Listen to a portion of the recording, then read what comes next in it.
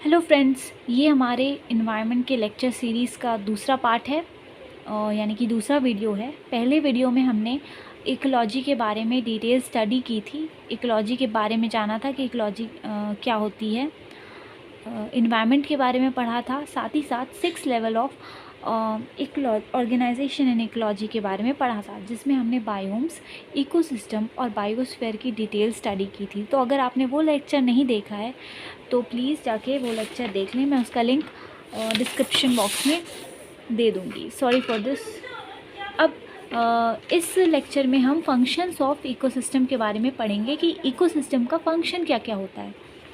उससे पहले हम ज़रा रिवीजन कर लें। पिछले लेक्चर में हमने पढ़ा था कि इकोसिस्टम होता क्या है। इकोसिस्टम क्या होता है? लिविंग बीइंग्स की कम्युनिटी जो होती है प्लस उनका फिज़िकल इन्वायरमेंट, ये दोनों मिल के जो स्ट्रक्चरल और फंक्शनल यूनिट बायोस्फीयर की क्रिएट करते हैं, उसी को हम कहते हैं इकोसिस्टम। तो इसकी डेफिनेशन में ही आ रहा है कि ये एक फंक्शनल यूनिट बनाती है किसकी? बायोस्फीयर की। तो क्या फंक्शन होते हैं इस इकोसिस्टम के हमारे बायोस्फीयर में, वो हम पढ़ेंगे अपने इस लेक्चर में। इस लेक्चर में मैंने इस पूरे चैप्टर को इस फ्लो चार्ट के ज़रिए समझाने की कोशिश की है। तो चलिए स्टार्ट करते हैं। सबसे पहले फंक्शंस देखेंगे। 3 मेजर फंक्शंस, 3 मेजर हेड्स के अंदर इसके फंक्शंस को डिवाइड किया गया है। सबसे पहला है एनर्जी का फ्लो। ठीक है, एनर्जी फ्लो में क्या आता है कि कैसे हमारे इकोसिस्टम में जो सन से एनर्जी मिलती है, जो प्राइमरी एनर्जी हमें सन के थ्रू मिलती है, उसका कैसे हायर लेवल पे फ्लो होता है। ठीक है, एनर्जी कैसे जाती है प्रोड्यूसर से लेके टॉप कंज्यूमर तक। उसके बाद हम पढ़ेंगे न्यूट्रिएंट साइक्लिंग के बारे में, जो कि एक इम्पॉर्टेंट फंक्शन है इकोसिस्टम का। थर्ड फंक्शन है इकोलॉजिकल सक्सेशन या तो इकोलॉजिकल डेवलपमेंट। तो चलिए एक एक करके समझते हैं। सबसे पहले हम एनर्जी फ़्लो के बारे में पढ़ेंगे। तो देखिए, एनर्जी फ़्लो जो होता है,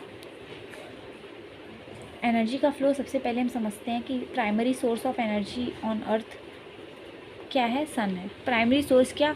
इकलौता सोर्स क्या है? सन ही है। सबसे पहले सन की एनर्जी को हम डायरेक्टली कंज्यूम नहीं कर सकते। हम कंज्यूमर्स हैं, हम डायरेक्टली सन की एनर्जी को यूटिलाइज़ नहीं कर सकते। जो यूटिलाइज़ कर सकते हैं वो कौन होते हैं? प्रोड्यूसर्स। और प्रोड्यूसर्स के अंदर कौन आते हैं प्लांट्स। तो प्लांट्स से लेके जो टॉप कंज्यूमर्स तक जो एनर्जी का फ़्लो होता है, उसे हम कहते हैं एनर्जी फ़्लो। ये हमेशा यूनी डायरेक्शनल होता है, एक ही डायरेक्शन में होता है। हमेशा प्रोड्यूसर से टॉप कंज्यूमर की तरफ जाएगा। कभी भी ऐसा नहीं होगा कि ये कंज्यूमर से प्रोड्यूसर की तरफ जाए। और इसके अंदर हम पढ़ेंगे ट्रॉफिक लेवल इंटरेक्शन के बारे में। ये जो एनर्जी का फ़्लो होता है वो लार्जली डिपेंड करता है कि हर ट्रॉफिक लेवल पे कैसे एक ऑर्गेनिज़म का दूसरे ऑर्गेनिज़म के साथ इंटरेक्शन होता है। ट्रॉफिक लेवल, ट्रॉफिक का मतलब होता है, ट्रॉफिक एक शब्द से मिलके बना है ट्रॉफी, जिसे कहते हैं, इसका मतलब होता है न्यूट्रिशन। ठीक है, तो ये होता है connection between members of ecosystem on the basis of nutritional needs. यानी कि जो ऑर्गेनिजम्स हैं उनके जो न्यूट्रिशनल नीड्स हैं उसके बेसिस पे आपस में जो ऑर्गेनिज़म का कनेक्शन है उसको हम कहते हैं ट्रॉफिक लेवल इंटरेक्शन।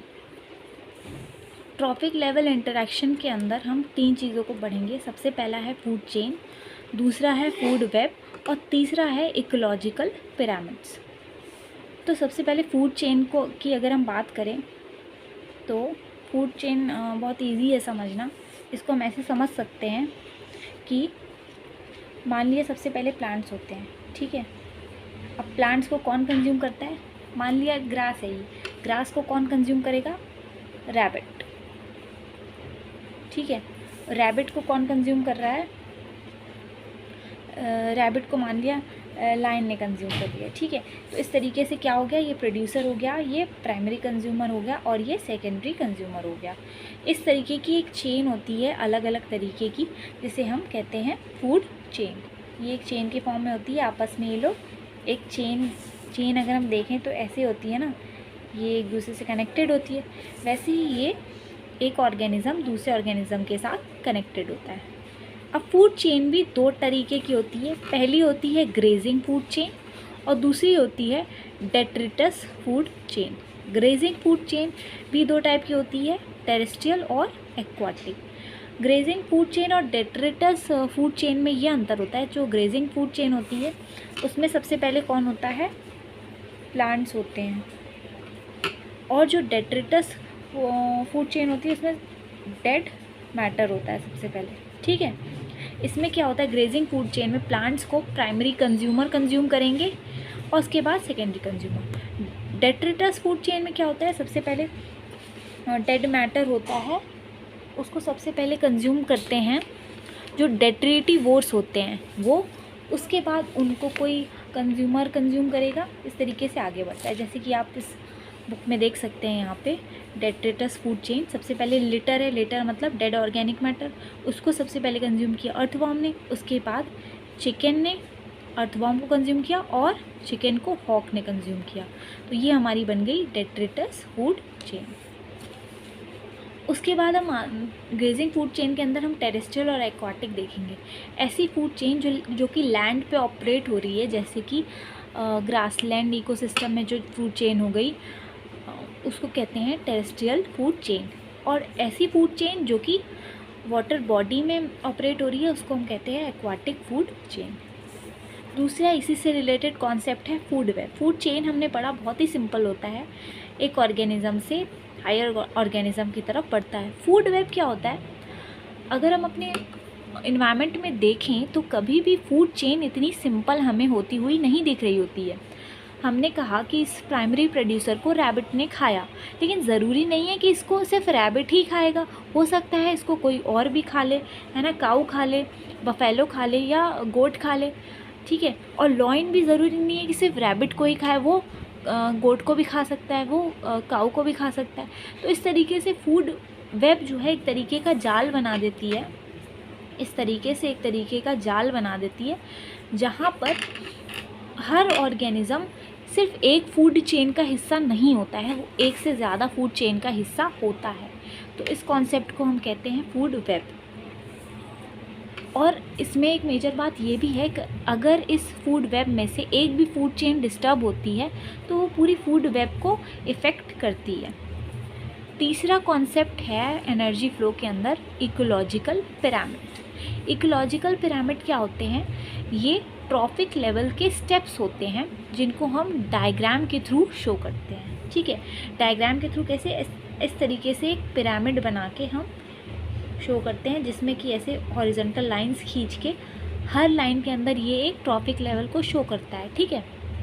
ऊपर जाएंगे तो हम ये अलग ट्रॉफिक लेवल, ये अलग, ये अलग।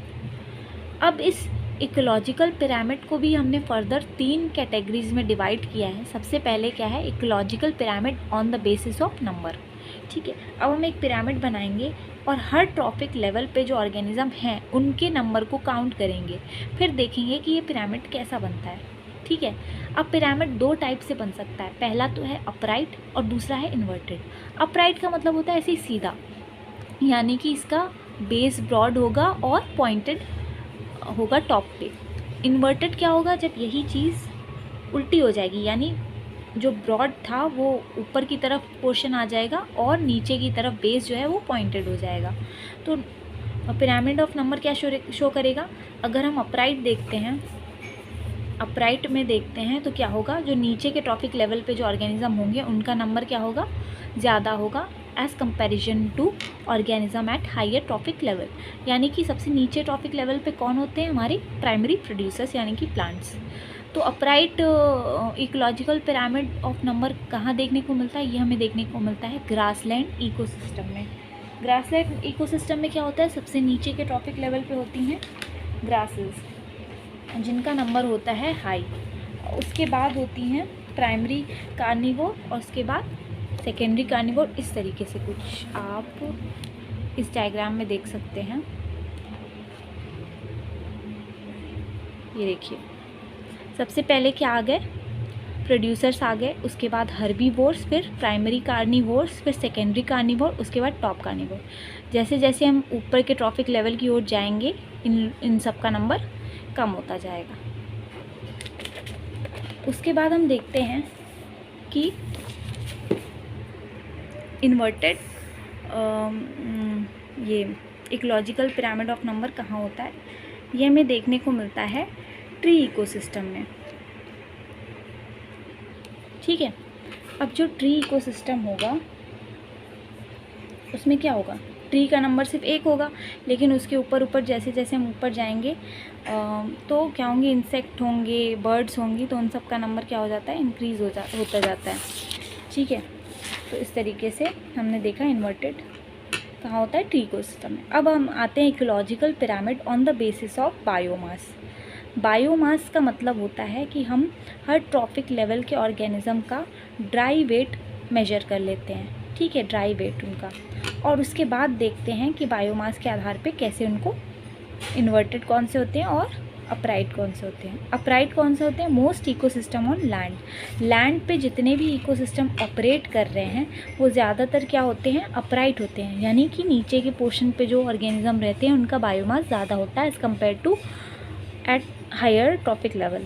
इन्वर्टेड कहाँ होते हैं, एक्वाटिक इकोसिस्टम में, क्योंकि एक्वाटिक इकोसिस्टम में जो नीचे के लेवल पे जो सबसे पहले क्या होते हैं, फाइटोप्लैंक्टन्स वगैरह होते हैं, उनका ड्राई वेट ऊपर के ऑर्गेनिज्म के कंपैरिजन में कम होता है। उसके बाद तीसरा हमारा आता है ecological pyramid on the basis of energy. अब इसमें हमें ध्यान रखने वाली चीज़ ये है कि एनर्जी का जो पिरामिड होता है वो ऑलवेज होता है अपराइट। ऐसा क्यों होता है, एनर्जी का पिरामिड ऑलवेज अपराइट होता है, ऐसा क्यों, क्योंकि एनर्जी जो होती है सबसे पहले जाती है प्राइमरी प्रोड्यूसर्स के पास। ठीक है, ये हो गए प्लांट्स। प्लांट्स को जो सन से एनर्जी मिल रही है, मान लिया इसको हम मान लेते हैं 1000 मान लीजिए। ठीक है, तो 1000 का सिर्फ 10% यानी कि 100 यूनिट एनर्जी, सोलर एनर्जी ये प्लांट कैप्चर कर पाते हैं, और फिर ये 100 यूनिट का भी 10% यानी कि 10 यूनिट जाता है प्राइमरी कंज्यूमर्स के ऊपर। ठीक है, ऐसी हर एक स्टेप पे क्या होता है, एनर्जी का लॉस हो जाता है। सिर्फ 10% एनर्जी ही है जो एक टॉपिक लेवल से दूसरी टॉपिक लेवल पे पास होती है, तो इसलिए ये एनर्जी का पिरामिड जो होता है वो ऑलवेज अपराइट होता है। चलिए, अब हमने एनर्जी फ्लो के बारे में पढ़ लिया, अब हम पढ़ेंगे दूसरे फंक्शन के बारे में जो कि है न्यूट्रिएंट की साइक्लिंग। अब देखिए, न्यूट्रिएंट की साइक्लिंग से हमारा क्या मतलब है, साइकिल मतलब कि एक साइकिल हो रही है जो बार बार हो रही है। किस चीज़ की, न्यूट्रिएंट की साइक्लिंग हो रही है। न्यूट्रिएंट्स कौन कौन से होते हैं हमारे इकोसिस्टम में, जैसे कि हो गया carbon, hydrogen, nitrogen, sulphur, phosphorus, ये सब क्या है, न्यूट्रिएंट्स हैं। तो न्यूट्रिएंट क्या होते हैं, एनर्जी जो होती है वो हमेशा एक टॉपिक लेवल से दूसरी टॉपिक लेवल पे जाने पे क्या हो जाती है, कम हो जाती है, लेकिन जो न्यूट्रिएंट्स रहते हैं ये हमेशा हमारे इकोसिस्टम में रहते हैं। हमारे एंसेस्टर्स और जो लाखों हज़ारों साल पहले जो एयर लेते थे रेस्पायरेशन के थ्रू, जो ऑक्सीजन और सल्फ़र वगैरह जो लेते थे हमारे एंसेस्टर, हो सकता है कि हम भी अपनी हर एक ब्रेथ के साथ वही एटम्स और मॉलिक्यूल्स अपने अंदर ले रहे हों, क्योंकि ये न्यूट्रिएंट कभी ख़त्म नहीं होते, ये हमेशा साइकिल होके वापस हमारे इकोसिस्टम का एक पार्ट बन जाते हैं। क्या होता है, जैसे प्रोड्यूसर्स हो गए, प्लांट्स हो गए, इनको किसने खाया, कंज्यूमर्स ने, फिर कंज्यूमर्स को डिकम्पोजर्स ने, जब ये मर गए तो डिकम्पोजर्स ने खाया, उसके बाद फिर ये सॉइल में मिल गए और सॉइल से फिर आ गए प्रोड्यूसर्स के ऊपर। इस तरीके से हमारी न्यूट्रिएंट की एक साइकिल चलती रहती है। तो अब हम इसके लास्ट फंक्शन के बारे में पढ़ेंगे जो कि है इकोलॉजिकल सक्सेशन। इकोलॉजिकल सक्सेशन को हम दूसरी टर्म में बोल सकते हैं इकोलॉजिकल डेवलपमेंट। ठीक है, इकोलॉजिकल डेवलपमेंट मतलब इकोलॉजी का निर्माण होना समय के साथ। इसमें क्या होता है, एक सीरीज़ ऑफ कम्युनिटीज़ होती हैं जो कि रिप्लेस करती हैं ईच अदर को। पहले कम्युनिटी होगी, उसके बाद उसको एक दूसरी कम्युनिटी आएगी, वो रिप्लेस कर देगी, जो कि उससे ज़्यादा क्या होगी, उससे ज़्यादा मैच्योर होगी, और उसके बाद फिर उसको भी कोई दूसरी कम्युनिटी रिप्लेस कर देगी जो उससे ज़्यादा प्रोडक्टिव होगी और ज़्यादा मतलब कॉम्प्लेक्स होगी। ऐसे करते करते ये तब तक चलता रहता है जब तक कोई एक क्लाइमैक्स कम्युनिटी ना बन जाए जो कि हो मैच्योर एंड स्टेबल। तो सबसे पहले इसका ये प्रोसेस है जो देखते हैं हम। सबसे पहले जो कॉलोनाइज़ करते हैं कम्युनिटी उनको हम कहते हैं पायनियर कम्युनिटी। ये क्या होते हैं, फर्स्ट प्लांट टू कॉलोनाइज़। उसके बाद जो बीच में कई सारी स्टेजेस आती हैं बीज की, जो कम्युनिटीज़ ऐसे ऐसे आती रहती हैं, इनका नंबर फिक्स नहीं है। तो ये सारी कम्युनिटीज़ को हम बीच की स्टेजेस में क्या कहेंगे, सीयर्स, यानी कि सीयर कम्युनिटी। ये क्या होती है, सक्सेशनल स्टेजेस होती हैं। उसके बाद जो एक ऐसी कम्युनिटी जो कि मैच्योर है, स्टेबल है, उनको हम कहेंगे क्लाइमेक्स कम्युनिटी, और ये परमानेंटली कॉलोनाइज कर देती हैं किसी एरिया को। ठीक है, अब यहाँ पे देख लेते हैं कि सक्सेशन के कैरेक्टरिस्टिक्स क्या होते हैं। सबसे पहला कि जो सक्सेशन में के बाद जो एक कम्युनिटी आती हैं किसी एक कम्युनिटी को रिप्लेस करके, उनकी प्रोडक्टिविटी बहुत हाई होती है, न्यूट्रिएंट्स का शिफ्ट हो जाता है रिजर्वॉयर से, डाइवर्सिटी बढ़ जाती है और इंक्रीज़ नीश डेवलपमेंट हो जाता है, साथ ही साथ increase complexity of food webs हो जाता है। ठीक है, अब देखते हैं हम इकोलॉजिकल सक्सेशन कितने टाइप्स का होता है इसको।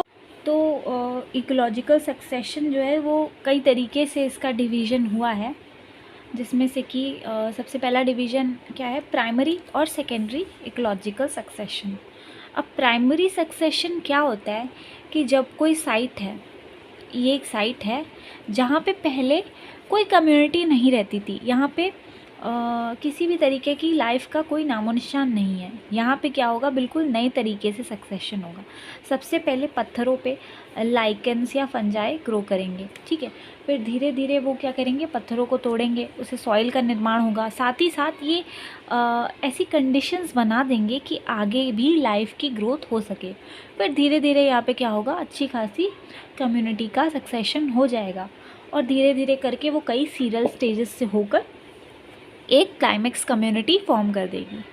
वहीं सेकेंडरी सक्सेशन क्या होता है, एक ऐसे एरिया में होता है जहाँ की पहले भी कम्युनिटीज़ थीं और वहाँ की जो क्लाइमेक्स कम्युनिटी थी वो किसी वजह से, कोई नेचुरल रीज़न की वजह से या कोई अलग रीज़न की वजह से वो डिस्टर्ब होके वो पूरी तरीके से या तो ख़त्म हो गई या तो पार्शली डिस्टर्ब हो गई।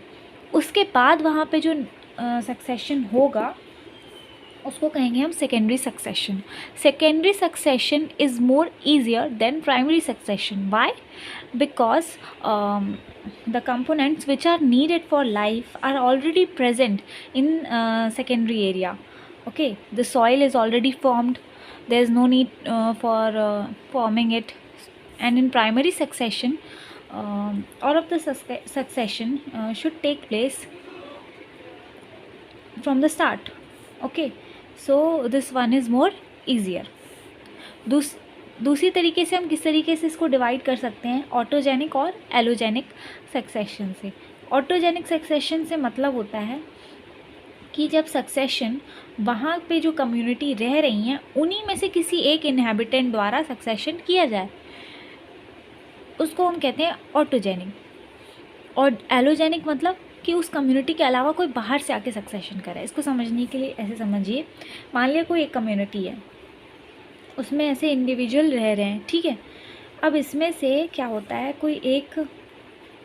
कोई इनहेबिटेंट होता है, वो अलग से क्या होता है, कोई ऐसे चेंजेस करता है इन्वायरमेंट में, या तो मतलब अपने लाइफ के कुछ ऐसा चेंजेस ले आता है वो वहाँ के इन्वायरमेंट में कि ये जो अब नेक्स्ट सक्सेशन होता है कम्युनिटी का, ये इसी के थ्रू होता है, ठीक है। अब इसी के थ्रू होगा ये सक्सेशन। अब एलोजेनिक में क्या होता है, कम्युनिटी रह रही है, बाहर से कोई दूसरा इनहेबिटेंट आता है और वो क्या करता है, इस कम्युनिटी को डिस्टर्ब करके यहाँ पे एक न्यू कम्युनिटी को फॉर्म कर देता है, तो उसको कहते हैं हम एलोजेनिक सक्सेशन। तीसरे तरीके से हम कैसे डिवाइड कर सकते हैं, ऑटोट्रॉफिक और हेट्रोट्रॉफिक सक्सेशन में। ऑटोट्रॉफिक सक्सेशन का मतलब ये होता है कि जो पहली कम्युनिटी जो कि सक्सेशन फॉर्म करती हैं वो क्या होती हैं, ग्रीन प्लांट्स की क्वांटिटी क्या होती है, बहुत ज़्यादा होती है। हेट्रोट्रॉफिक में हेट्रोट्रॉफ्स की क्वांटिटी ज़्यादा होती है। हेट्रोट्रॉफ्स वो ऑर्गेनिज्म होते हैं जो कि ऑटोट्रॉफ्स पे अपने फूड के लिए निर्भर होते हैं। ऑटोट्रॉफ्स वो होते हैं जो अपना भोजन स्वयं बनाते हैं, यानी कि ग्रीन प्लांट्स। तो इस तरीके से आज हमने फंक्शंस ऑफ इकोसिस्टम के बारे में पढ़ा, उसको 3 तरीके से पढ़ा, energy flow, nutrient cycling and ecological succession, और इसको हमने डिटेल में पढ़ा। So thanks for watching this video, and if you like this video please like, share and subscribe, और मेरे साथ बने रहें। इन्वायरमेंट के लेक्चर्स में अभी मैं और भी वीडियोज़ लेकर आने वाली हूँ। So thank you.